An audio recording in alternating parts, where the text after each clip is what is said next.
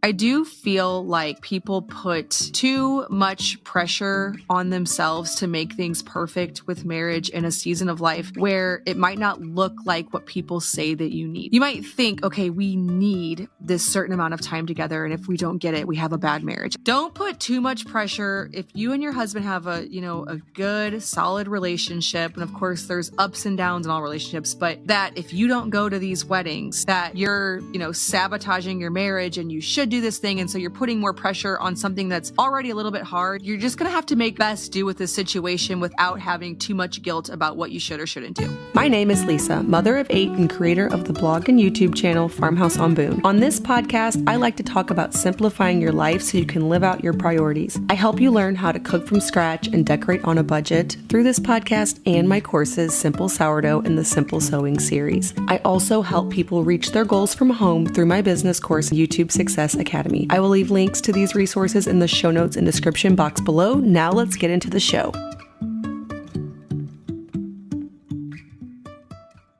Welcome back to the Simple Farmhouse Life podcast. Going to be going solo today, answering your questions from the Google Sheet that we've been working throughout this year. And we'll see how long we do this. I really appreciate those of you that submit questions. We get quite a few of them. And I'm surprised that there's still new questions, but there usually does seem to be some new ones that I can get to. And at some point, maybe we'll go back to just interviews, but a lot of you seem to be enjoying these for at least 2025. All right, let's dive into some of the questions. Okay, first one. Hi, Lisa. In your last Q&A, you mentioned how you simply bring the baby on dates with you and Luke. My husband and I are currently in the season of life where there are so many weddings to attend. My husband is also from out of state, so it requires overnight stays most of the time. We have a 15-month-old and one on the way. My 15-month-old son is still fed and rocked to sleep for both nap and bedtimes, and we co-sleep, making it hard for me to leave him overnights. Did you and Luke come across any situations like this? I feel I just need to stay back and let my husband attend for the both of us, but then I feel like I'm not putting time in with him, our marriage. We do spend quite a lot of time together. We just prefer to have our son with us, but kids are usually not invited to weddings. Any advice would be great. So the first thing I want to say before kind of giving my response to how we handle this situation, I do feel like people put too much pressure on themselves to make things perfect with marriage in a season of life where it might not look like what people say that you need. So you might think, okay, we need this certain amount of time together, and if we don't get it, we have a bad marriage. I was actually thinking about this the other day because my husband and I, we do these in-home date nights usually once a week, and we're at the stage of life where we have teenagers, so we can leave the house without kids, and it's something that we can do anytime we want. So usually what we do is once a week, and I say once a week, but things come up constantly. Like this week we can't do it because the older kids have a birthday party to go to. There's always something. So really when I say anytime we want, that means if our kids don't have plans. But it does happen more than it did when we are in the stage that you question asker, and when you say you have one 15-month-old and one on the way. It is so far for you right now to where you can leave on a Friday night without any kids than it is for me right now, even though my teenagers do have plans. And so it doesn't happen all the time. But anyways, last Friday, we went on a date night. No, we didn't. We had something going on. But a lot of Fridays, we go on date nights. And then on a Saturday, we'll do what we call an in-homer, which just means we're doing an in-home date night where we set steaks out. I usually make some kind of potato, top it with parsley and maybe some freshly grated Parmesan. And we just try to have like a little fancy in-home date night once a week and an out-of-home date night once a week, which last week and this next week, that's not happening. But we do really like our in-home date nights. Anyways, the point of that story, because I was on this tangent about how there's these things that we think we need. And I had this moment where after we sat down for an hour over steaks and just, the little kids were in bed, the older kids were doing who knows what, where we were both kind of like, whew, like neither of us had a whole lot to say. And so we were just sitting there eating our steak. We weren't saying a ton of words. We weren't mad at each other, but it wasn't like the conversation was just flowing, like there are definitely times where that's happening, where we sit down for an hour, we have music going, we're talking, we're both in the mood to like talk and chat. But then there are times where it's like, well, we saw each other all day today. We saw each other yesterday. And we're just going to kind of sit here and eat our steak and potatoes and we're enjoying it. But like, there's not this, now that we've been married 17 years, there's not this pressure of like, oh no, like, what if we don't have this great conversation? Because I think that in my younger years of marriage, there's like this societal pressure where if you see a couple at a restaurant and they're just both kind of sitting there, just maybe they're just like enjoying the moment. They're not really talking a ton, where you would think, oh, that's so sad. Like, I hope we never get to the point where we're just sitting there. And then you kind of realize like, whoa, putting pressure on ourselves. Like, what if there's just a time where like, this is what works better? Like, we're just going to sit here kind of quietly. There's really not anything we're super excited to talk about right now, which is funny because in the week prior to that, there was a lot going on with the house build where we felt like we needed to carve out time to specifically talk about certain things during even the day. Like, okay, we need to have 2 meetings about this today. Like in the morning and the evening, we're gonna have to talk about this certain thing because it's really weighing on both of us. But then at that exact moment on that date night, there wasn't anything like that. We were just both kind of like maybe relaxed, maybe tired, not super chatty.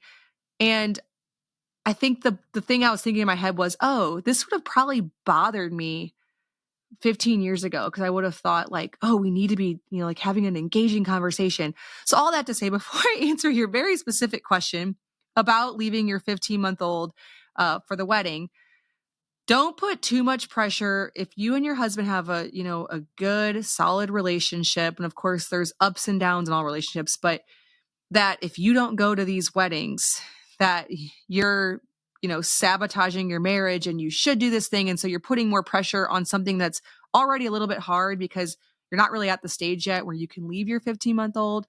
And so now you're just going to have to make best do with this situation without having too much guilt about what you should or shouldn't do. Starting there. So for me, I am like, okay, so I love co-sleeping. I love baby wearing. And a lot of people in the natural attachment type of space, which I would not call myself an attachment parent. And I know you'll find out if you listen to me long enough that I don't follow all the principles of that. And I definitely break rules when it comes to that. But for me, it just works really well in the first 6 months to a year-ish to do a lot of those things just because we have a lot of other kids in the house. So if I lay a baby down, they could, if you put them in a swing and you're not in a safe spot, the toddler could come do something. It's just easier to carry them around with me, to take them on dates than to pump and all that. But all that to say, by 15 months, I have not had a child who didn't sleep through the night, who I still co-slept with. I'm not saying what you're doing is wrong by any stretch of the imagination. If that works for you in your everyday life, I wouldn't let a few weddings deter me from doing what works for me and my family. For my kids, and I do feel there's a wide variation of children, usually sometime around like 9-ish months, sometimes earlier, unfortunately, it just doesn't work well. My kids don't sleep well. They're trying to move around. I don't sleep well. I can't sleep through the constant nursing anymore. Typically, I just endure until about 1 to when we sleep train. And I do that because I'm confident at age 1 that they are full, that they're just ready for it. And so I wait to the point where I'm like, it's okay, we can do this confidently. But it's not that it was great leading up to that point. It's just I'm finally ready to say that this is okay. So that's how I done it. I do it. I've talked about this in multiple podcast episodes. How I kind of approach that. All that to say, I would probably, if I was in your situation, I would not want to take a 15-month-old to a wedding where kids aren't invited. Now, I will take up to maybe like a 6-month-old if they're asleep in the wrap. They're not like fussing, just those really young babies. I could see doing something like that. Now, again, I'm in the situation now where I have teenagers. And so if they weren't out of town weddings, which I don't really have out of town family. Well, actually, okay, if they were an out of town wedding, I'd probably take one of my teenagers. They'd probably stay in the hotel while I went to the wedding, had a dinner, came back, nursed the baby, went back, and then ultimately came back a little bit early to go to sleep with the baby. That's what I would do. You don't have that situation because, this is your first baby. And so you don't have a teenager to bring with you for that situation. So in your case, all things considered, I would probably just skip the wedding and not feel too bad about it. The other option, of course, if this co-sleeping arrangement isn't working well for you, to move in the direction of having the baby sleep more independently before the weddings happen. But if that's not something you want to do, I would say your only option would be to skip it. So that was a really long answer. Now, when I say that Luke and I just bring the baby on dates, usually I'm only doing that until about 8 months old. Because when they get to the point where they can kind of climb out of the high chair, they're up past their bedtime, and so they're cranky. When they're no longer able to go in my wrap and just sleep through us getting out of the car. I mean, obviously getting them out of the car seat, putting them in the wrap, getting them to sleep, and then going into the date night establishment, sitting down at the table, them staying asleep in the wrap. If they're past that point, we would either choose to do an in-home date night, or I would get the baby to where they're still co-sleeping overnight, but they have that first stretch where they sleep in their bed. I usually get that to happen well before 1. Now, it's a bit unpredictable because what can happen is you get them down to sleep, and then what I teach my babies, which is bad, and a lot of you who are more rigid sleep trainers will be like, well, this is why you're messing up. And I'm sure you're right. But what I do is I get them to do that first stretch. And then once they wake up the first time, they come in bed with me and then just kind of nurse throughout the night. Usually around like 8-ish months, I'll say I start getting that first stretch. But I have to stay close on a date night because it's unpredictable on how many hours that will last. Now, I've had babies where that first stretch actually lasts 3 hours. Like I can count on 7 to 10, which is a perfect time to go out on date night. Or I will just stay really close. And then if I have to come home, or if so the babysitter, whoever that is, has to get the baby out a little bit and just kind of pat them till I get back, kind of can make it work. But I'm different because my sister, she takes her babies on date nights with her until they're 15 months, just because she doesn't really get them on any kind of sleep training schedule. For me, my babies don't sleep as well in the wrap. They do for a while, but not at that age. And so to go out, sit down at a restaurant, and then as soon as I sit down, they wake up, I'd rather just stay home.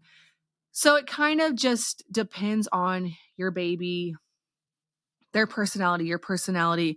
There might be a season of life where just all in-home date nights make more sense. And honestly, if you have little kids, those are more fun anyway, because you can put the babies to bed really early and then have dinner at a reasonable hour.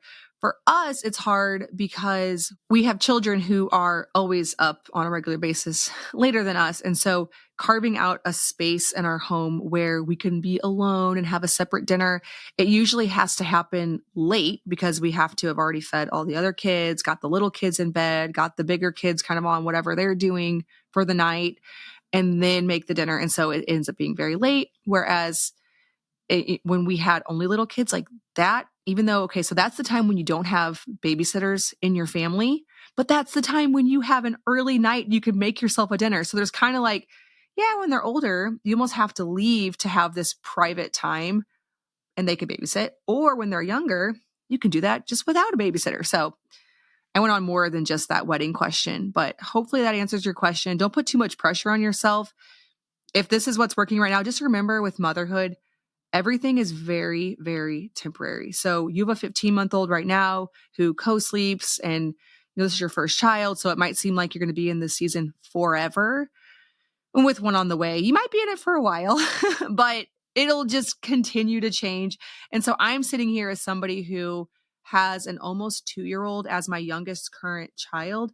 And so I'm in a season of life where I'm not worrying about that at all. Whereas talk to me when I have an 8-month-old and it's still kind of like, yeah, sometimes we go on a date night. Sometimes I bring the baby with me. Sometimes they sleep an hour or two and it's all just kind of a blur. And sometimes we make it out, sometimes we don't. But like, I'm not going to put too much pressure on ourselves because we're going to be through this season. At a different time, we can go spend time together alone. And even sometimes it's like, do we even need time alone? Like we get a lot of time to talk and to be together. And it's just not like maybe what you would think you have to have a thriving marriage. You just don't. The same thing can be applied. Like my sister, my youngest sister, she has one baby and she started kind of hearing about how you're supposed to wake up before your baby. So you have this alone time. And she started realizing that, having this alone time started to really stress her out because like she would wake up at say 5:30. Her daughter's not supposed to wake up till 7. So she'd have this hour and a half where she could make coffee, sit with her Bible, have this whole routine of her morning routine all alone. But then that one day, she wakes up early, the child wakes up within 30 minutes, 40 minutes, and it's like, oh, great. Now everything's ruined. I don't get my alone time. And so sometimes I think we tell ourselves we need certain things that we don't actually have to have. And by convincing ourselves we need them, we are putting more stress into our lives for something that was supposed to free us up, give us less stress. Like this was supposed to be something that made our days start better. And for a lot of people, that works great, which is totally fine. But don't put unnecessary pressure on yourself and your marriage for things that you think you must have.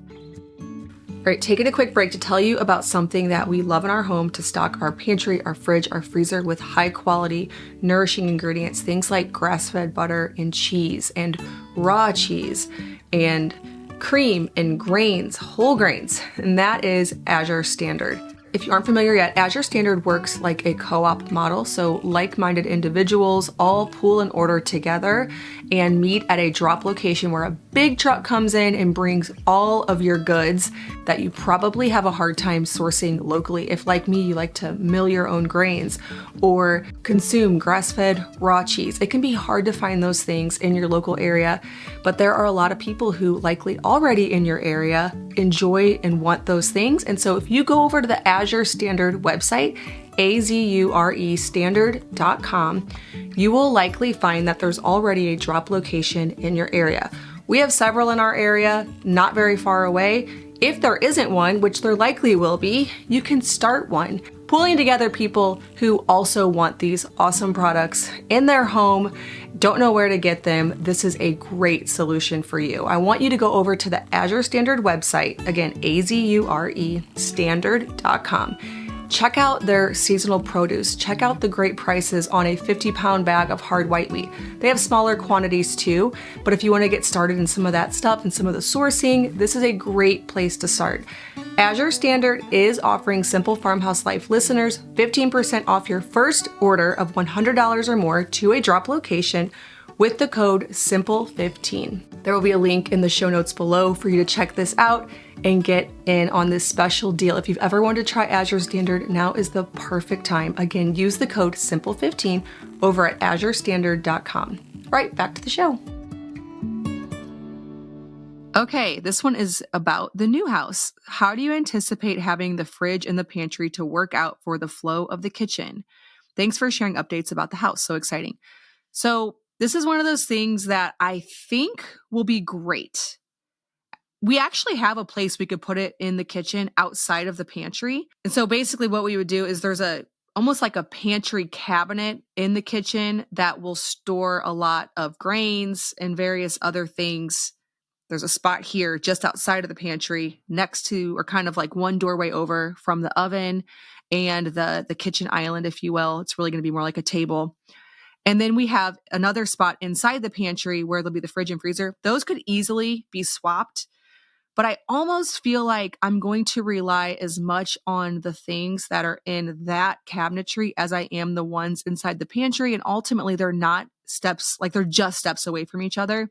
And so I think it's going to be the right arrangement. But like with anything in building a new house, because we have the ability to choose where precisely everything will go, it's overwhelming because I get to make this decision. Whereas if I moved into a house and that's just where the fridge and freezer was, it'd be one of those things where it's like, yeah, this is where we go and it's no big deal. But I have overthought a lot of things just simply because I have the choice at this point to do that. And then once that decision has been made, really, there won't be any swapping it. Like if I don't put the fridge freezer there, those pantry cabinets there really won't be a good, inexpensive way to switch it. Now, if it was life altering, of course, we could eventually do some kind of renovation, but we don't want to switch it. I think that it'll be fine because the way the pantry is set up, there will also be a cabinet in there with a lot of outlets where we can keep things like the mixer and just like our espresso machine. constantly plugged in. And so almost like a baking station within the pantry. And I have a daughter who likes to bake a ton. So I'm kind of picturing her being in the pantry, getting ingredients, supplies she needs, keeping like some baking stuff in there, as well as the pantry outside of that room. And her being able to basically assemble and do everything in that space, including washing dishes because there's a sink in there. And then the only thing she has to do is take the item out to bake it in the main kitchen. So we'll see. I imagine by that question, you're probably assuming that it's going to be really hard, just because, I feel like it's definitely different to have the fridge and the freezer outside of the flow of the kitchen. I will say that I almost don't even feel like I need a freezer in my kitchen at all. So I'm definitely not worried about the freezer component, because we keep most of the things that we use in the freezer outside in the garage currently, and then we bring them into the fridge as we need them. So I think that won't be a problem at all. And I feel like it's going to be fine, but time will tell, because it's also really weird designing a space that you haven't been in. Like, I'm only working in like numbers and drawings on a page at this point. Like, okay, it should be about this many feet. Well, what does that feel like? Like this many feet, steps from my island to the fridge. And then I turn the corner, I grab the stuff. Like, I cannot quite fathom what that's going to feel like. So only time will really tell. And at that point, it'll be too late. But ultimately, like, there's a lot you can live with, because in my current house, where the fridge is the worst. Like, it blocks. There's like this much space between the fridge and the edge of the countertop to go to the other part of the kitchen. And when I saw the house, I thought, well, we'll move that somewhere else. But then there's just like nowhere else to move it. So it's in a very inconvenient spot, but then you end up just dealing with what you have. And I hope that in my brain, I can just separate like, oh, I had the chance to do this differently and I didn't. But just like, almost like when you buy a new house and you just deal with whatever's there. I'm hoping within like a year or so, that's just how it's going to be. Okay, somebody says, I was just listening to your podcast where you talked about allergic reactions and not having an EpiPen. I'm an RN and I keep chewable Benadryl, Children's, and Pepcid in case of allergic reactions. Benadryl is a histamine 1 blocker and Pepcid is a histamine 2. So although Pepcid is usually used for stomach acid, it helps with allergic reactions too. That's actually a really good idea. I forgot that there's other things that you can use that aren't just like an EpiPen. And I don't know if I currently have any unexpired Benadryl.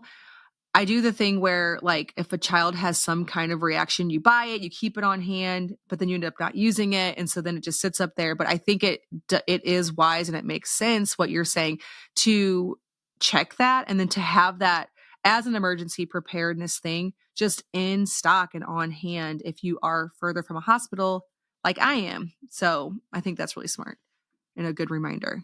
Okay, regarding water kefir, during the second ferment, can you just leave the water kefir at room temp until you're ready to drink it? I'd like to have a stock, but we can't fit it in our fridge. So I was thinking of storing some in our cupboard, or will leaving it at room temperature make it too bubbly or even risk explosion? If you're putting it in airtight jars, you are absolutely risking explosion. Within just a few days, it will get to that point. And so you cannot do that. You definitely have to put it into cold storage. If you're trying to create those bubbles, you're using something airtight, then you can only keep it so long. And then even if you don't have something airtight, you don't want it to continue fermenting, because it will get more sour and it'll get to the point where you probably won't want to consume it. So it is important to have cold storage, at least in my experience with water kefir. If you're trying to do something a bit longer term, I have not made kombucha. I always just do water kefir, but it's something where you make a big batch and it sits longer. And so it might be more appropriate for what you're talking about. What types of trees do you plan to plant on the new property? I was wondering if you'd want to plant fruit trees. So yes, we want to do all the things. We want to plant all the things, and it's starting to get overwhelming to me when I realize how many years we are from this being a homestead that has productive apple trees, that has a productive pasture, to have a dairy cow. It's all far away. So we plan to do it all, but I'm also trying to just enjoy the process of it not being done for a while. Okay. Hi, Lisa. I know you are minimal-ish, but I still wonder where all of your clutter is. In particular, I'm envious of your kitchen counters. Where do you keep your vitamins, paper clutter, random cords. How do you keep things from building up on your counters? Do you have any clutter tips for living in a 2-story house? I constantly have piles downstairs that need to go upstairs and vice versa. Finally, how do you manage and organize your bills, insurance, paperwork, etc.? I feel like I'm constantly letting things slip through the cracks when it comes to home office organization.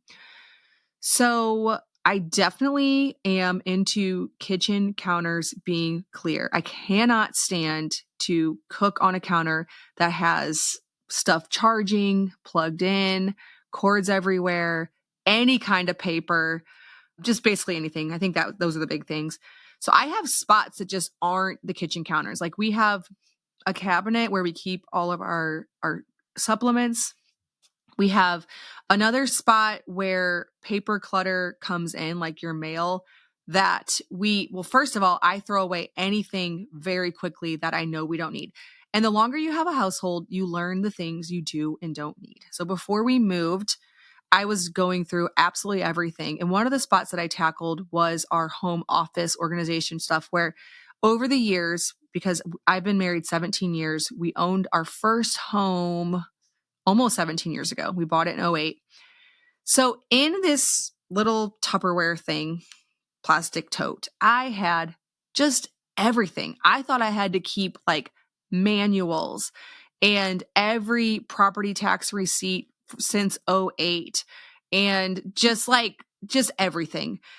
And I looked through it and I thought, what things haven't I touched since then? Like there are certain things you need, like when you go to get your car licensed or to renew the plates, you need, at least where I live, I don't know if this is how it is everywhere, you need 2 years proof of property tax receipts. And so I'm like, okay, we need those. But here's another thing. You will find that it's really easy, at least most documents, to replace documents. So if you mess up and you get rid of the wrong thing, I think I used to have this stress that like, if I don't keep this thing and then I need it, like I'm never going to have it. You can go get it. Like I did have a situation where I threw away too much and I just had to call the county. They can either email it over or they can mail it over. And ultimately, you honestly don't need to keep that much. Like we have a few, there's things like you want to keep your social security cards and your birth certificates and your passports all in a safe spot. And maybe even things like and I should not be the foremost like expert on this, but even things like your car insurance, little cards that they send.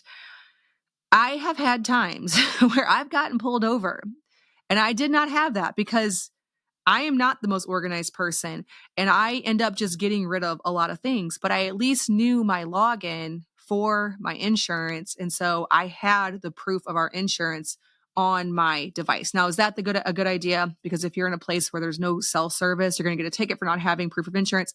It's not a good idea. I think my point is we don't have to keep as much as we think we do, especially in today's day and age, because everything is digital. So like all these product manuals I was keeping, I can find it all online. I can find video tutorials on how to do whatever it was I was questioning. Insurance documents, anything like that I can find online. Now I do keep anything current, but it is important to go through and say, okay, wait, that was my car insurance 5 vehicles ago. Like, why am I still keeping these documents? And so having like a spot by the door where you keep current bills that need to be paid, like current things that you need to addressing them maybe on like a weekly basis. We don't have like a set time. Every Friday at this time we go through. No, but as it builds up, we're like, okay, there's probably several things in here we need to address, just like your email inbox. You kind of do the same thing in there. Getting rid of things that you don't need before they even make it into that basket. Now, I also signed up for as many e-statements as I possibly could. So anytime I'm getting a lot of statements over and over and over again, I go on the website or, email the person that's necessary for that. Tell them, hey, can you just sign me all up for email statements or sign up on the website? So I'm getting less paper clutter. I'm throwing away the stuff that I know I don't need right away. I'm putting the bills that we need to pay and the things that we need to address in a timely manner in a basket. And then I'm taking the documents that we have currently, things like insurance policies, just all those random things, property tax receipts, putting them in a separate place out of the way in a different cabinet in a different part of the house. And then occasionally going through that and getting rid of old documents. So that's kind of my whole system for that. I don't really know if it's a system, but I do just try to reduce the amount of that we have and never keeping it sitting out on the counter because that drives me nuts. I feel like I'm like making yogurt and, all like milk's flying everywhere, and then cords are going to get messed up. Paper documents are going to get messed up. So I guess to answer that question in a quick way is yes, we have all those things, but we just have other places we keep them than on the kitchen countertops. All right, taking a quick break from this episode to tell you about my course, Simple Sourdough. So I've been educating on sourdough since 2016 on my YouTube channel and on my blog. More recently, I took those years of resources, recipes, how-to instructions, and put them all into one course so that it's all compiled together. You can get it in one place and learn from the very basics. So if you are brand new and you want to learn how to do sourdough the simple way, or even if you want to improve your baking skills, you should check out my course, Simple Sourdough. It's all for a very affordable price. I wanted to get this information into kitchens all across the world. You can learn more and become a student at bit.ly/simple sourdough course. bit.ly/simple sourdough course, all one word, all lowercase. Hi, Lisa. How do you handle breastfeeding once you are pregnant? Do you wean the toddler immediately, or do you let it happen naturally as your supply decreases? How do you approach this? If you don't mind me asking, do you ever intentionally prevent pregnancy because a toddler still nurses a lot? Thanks for sharing your wisdom and experience. So I let it happen naturally because for me, it just happens around, depending on the child's age when I get pregnant, usually somewhere mid-pregnancy to maybe even like the first trimester, somewhere in those weeks, there's like nothing happening. And so it's usually a very easy transition because the baby is no longer really interested. So I've never had this big, difficult, hard weaning process. It's kind of just been something that very organically happens. Now, have I prevented pregnancy because they're still nursing? I have not done that, but that's because my pregnancies are very naturally spaced by nursing. So when the child gets to the point where they need to nurse a lot less, I usually get pregnant, and it's usually when the baby's a little bit older. And so the child is not relying on me. Whereas if I was able to get pregnant at a much younger age, which I know a lot of people are, I don't really know what I would do. I would probably do some kind of preventing in order to still be able to nurse that child until they're at least a year or 18 months or whatever. So everybody has their different ways of approaching that, but that's just none of that, like weaning or preventing, none of that has been an issue for me personally, just from the way it's worked out for my body and my babies. Ooh, this was a good suggestion. I asked for guest suggestions over on the Google Sheet. So we'll leave the Google Sheet below. If you have questions yourself, this is not through social media. So you're able to just put something in the Google Sheet, whether it's a guest suggestion or a question. I really appreciate them. I love this idea. Somebody says the Votebergs, you can talk about their build and your current build. Also, about the LaConch/Aga venting issue. We just did a renovation of our 1860s farmhouse, and my LaConch is on an interior wall. They ran the vent ducting through another room and vented out that way. Okay, so you have the LaConch. Talk to your HVAC contractor so they can figure something out for you. Definitely get the LaConch if it fits so well into the aesthetic of your business. Yes, we will see if I already did order that LaConch, won't we? So the Votebergs, for those of you who don't know who this person is talking about, they are from a podcast called Now That We're a Family. I've had Katie on my show. I have been on their show because I was in their area last summer. And so I was actually able to go in their studio. This was before they moved. When I went there, I didn't even know they were moving. They hadn't announced it on social media. And they were like, we're moving tomorrow. Like everything was packed up. And so I was in their house kind of at the very end of them owning it. And in that time, so this was last June, in that time, they have moved to property. They lived in a wall tent, which they shared in a recent episode, just kind of how that whole process went, living on their property while building their home, which was so interesting to me because I'm kind of currently in this moment where we want to get to our property so bad that we're like, we could just live in a tent. And I don't know how. I think part of me is like, let's do it. Let's just go live out there because it's warm now. But then I'm afraid it'll run into winter. I'm afraid everything's going to take forever. and we're in a fairly comfortable position. Even though we're in town, we're in a comfortable position in our home. Anyways, they built, and I'm so interested in that topic. That's why I listened to their recent episode on their build and things they learned from their build. And I couldn't agree more with the things that they said. And we're not even near, I mean, we're nowhere near where they are because theirs is done and they're moved in. But just hearing their wisdom on how the process went and some of the things that didn't quite meet their expectations, I know that that's always common with a build. Was very interesting. So it would be so interesting to have them on and to talk about the build. I feel like I need to wait a little bit because I don't have very much experience yet at this point in the process, even though there's been a lot that's gone into it, even though it's not done yet. But yeah, that would be very, very interesting. Okay, this is a good one. Hi, Lisa. I'm so excited to see your build progress and some behind the scenes. What a fun, albeit busy, time for your family. I was wondering what considerations you've made regarding cleaning. Modern styles seem easier to clean over adding all the window panes, grooves, textures, paneling. I definitely prefer older homes and character like yourself. Have you made any decisions based on how easy it is to maintain or tricky spots to clean in your last few houses, or is that not even a factor for you? So it should be a factor for me, because I have lived in 2 houses now, this current house I live in and the previous one, where we had beadboard everywhere, paneling everywhere. And like you said, getting into those grooves is very difficult and everything pretty much always looks dirty. But what I've learned about myself, and in some ways I've found, just based on conversations I've had with others, not always the most practical person, because I love that character so much that I would rather see dirty beadboard than a modern aesthetic. So we are putting in all those things that you just mentioned. We're putting paneling everywhere. We're putting beadboard everywhere. We're doing like way too many windows in this house. That's one thing I've noticed about modern houses, especially now building. There's like all these things that you notice that you never really thought about before.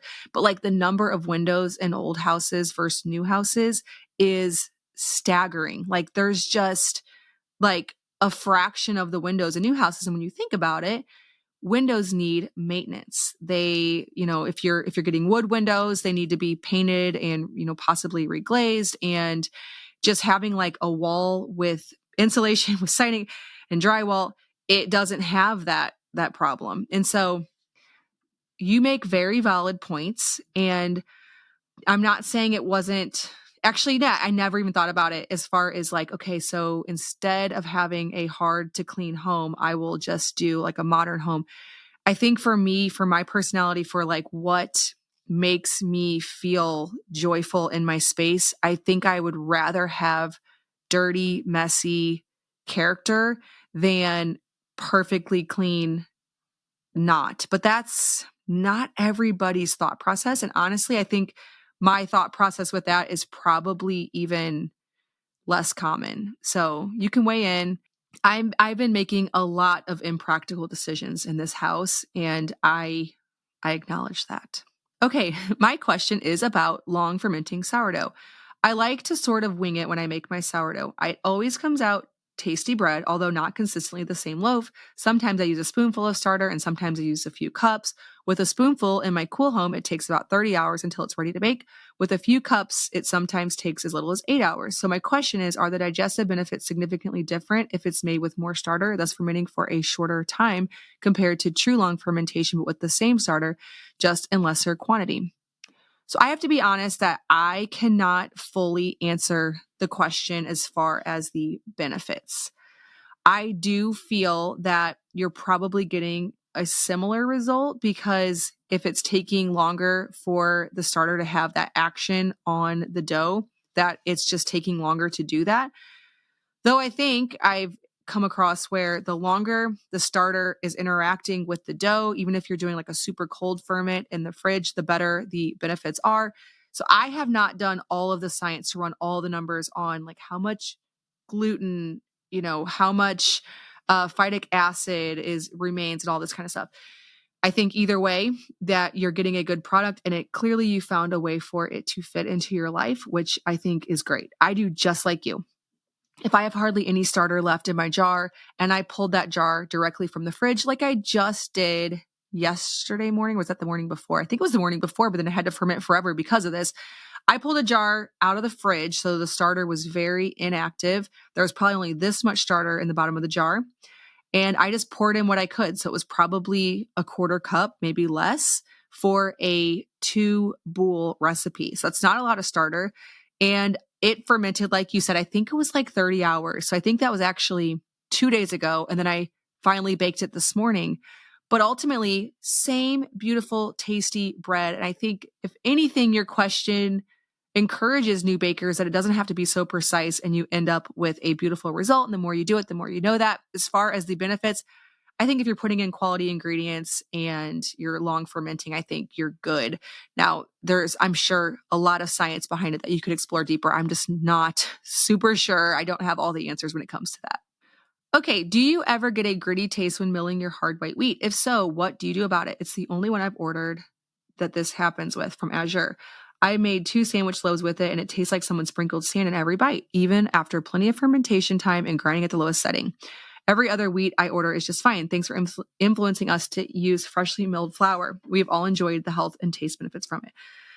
So before fully reading your question, I was honestly just going to tell you that you probably didn't have it on a low enough setting.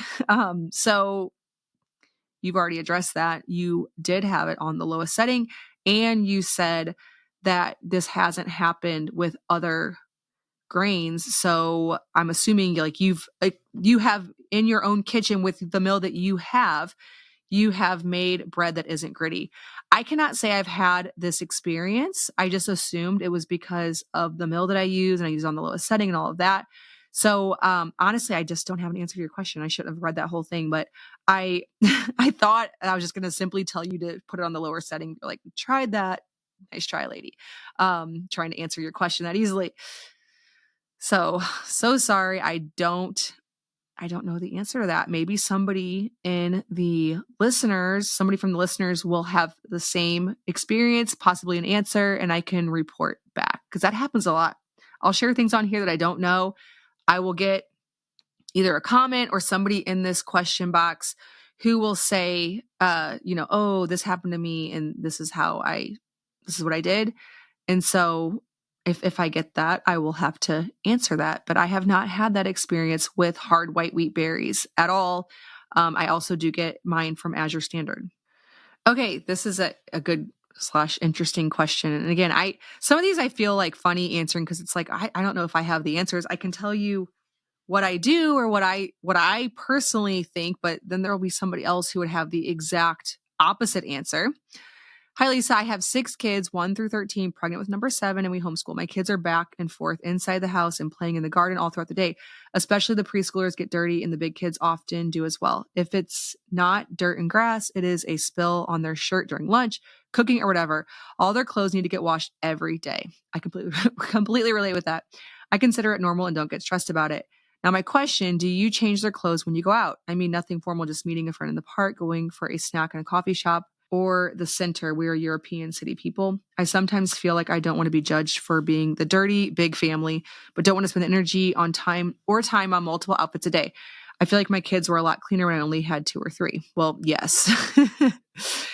Okay, so I won't name the city, but we live in a rural area, and then there's, like a town that we would drive to, and we call those like that city close. My sister and I both call it that, because we feel like, okay, so if in our town, let's say, because I currently live in town, if I were at the end of the day going to just walk with the kids to the park, which, yeah, by the end of the day, kids are so dirty. They use their clothes as napkins. Yes, we tell them not to.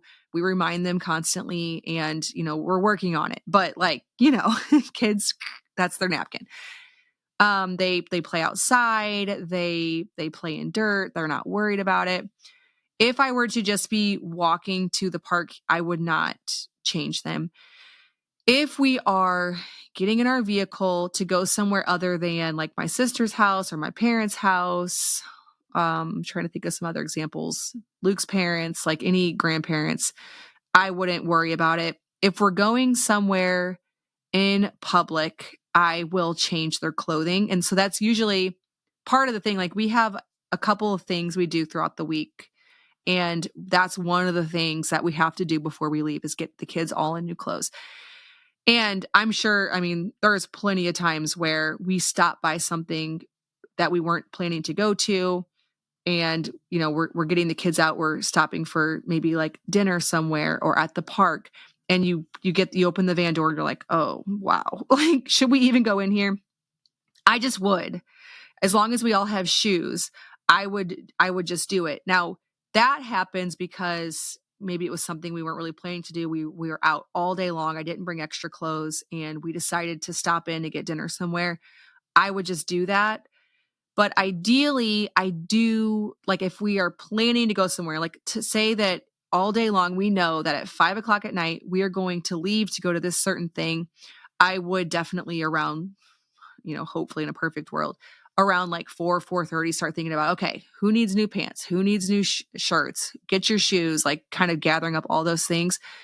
I try not to intentionally go out places with really dirty kids. Cause I'm like you, like I'm a little bit worried about just the impression that I'm giving off of this large family that's always messy. And so, okay, so I'm not saying that it wouldn't happen because it does happen. And people are like, I've seen you in public. It happens. But I try not to. So if we're going to go to a coffee shop, it was the end of the day and the kids look terrible, I probably would just be like, hey, change your clothes. And I don't have, you have kids 1 through 13. So there's probably only about 3 kids that you have to personally work on changing yourself. And that's always the case. I feel like there's always those 3 youngest kids, no matter what ages over the years, there's always those 3-ish youngest kids who need my help. The rest, it's like, hey, go change your clothes, throw your dirty ones into the washer so I can wash those. And, obviously the ones who are super old don't usually get that dirty. They kind of do though. I'm even dirty. I have to change myself by the end of the day because I've gotten myself so dirty just from all the things like cooking in the kitchen, doing dishes. Like we work hard in our homes and I'm not always worried about keeping everything neat and tidy.